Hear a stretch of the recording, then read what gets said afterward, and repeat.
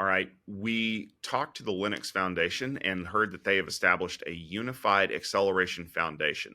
They're going to be developing an open standard accelerator programming model for high performance cross platform applications. The UXL Foundation aims to set up open standards for CPUs, GPUs, FPGAs, and accelerator based computing. It's supported by tech companies that you probably recognize like ARM, Fujitsu, Google Cloud, Intel, Qualcomm, and Samsung. But notably missing are Nvidia and AMD, who already have a very strong accelerator strategy. Stephen, what is the goal of UXL and how will it play well in the market against people who are saying, you know what, we're just going to kind of go our own way? I think that UXL is a phenomenal move. And once again, we see the Linux Foundation really leading the charge in terms of bringing standardization and to the world of enterprise compute, and also figuring out how to get lots and lots of vendors to work together in a harmonious way.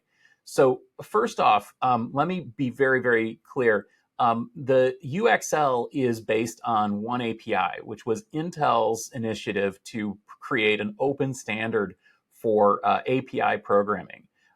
Now, this has always been an open effort, and Intel has always welcomed other participants.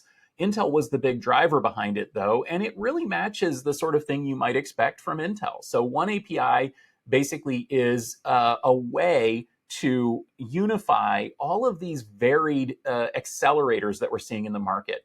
Now that's a huge, huge keyword. I mean, if you think about what does Nvidia make? They make accelerators. Essentially, these are chips that are not CPUs, not general purpose CPUs. They're specific purpose processors that are designed to do things like graphics processing or AI processing or sort of anything else, including FPGAs that can literally do anything else. Now, the idea with one API was we really need to have a single unified interface that would allow a programmer to address all the varied kinds of hardware that they might encounter doing all of these accelerator tasks. It includes both direct programming as well as API-based programming. So despite the name, it's not just API-based.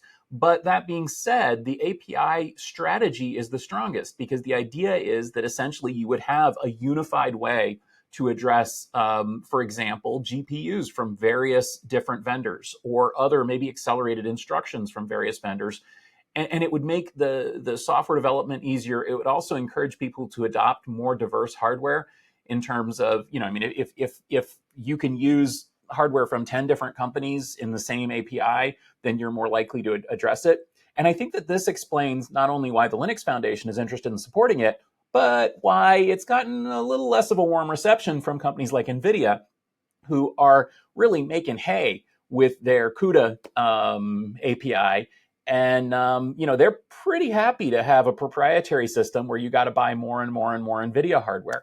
I don't blame them. Honestly, the same can be said of AMD, which of course has not just a GPU, but other accelerators, including FPGA. For them, they probably would love it if you bought more Nvidia or more, not Nvidia, and more AMD hardware. But Intel has always been dedicated to openness, and that's exactly what's happening here. So I applaud the Linux Foundation for taking this thing up. I can't wait to see where it goes. One API was already really solid, and this making it an open standard under the Linux Foundation is a really, really smart move.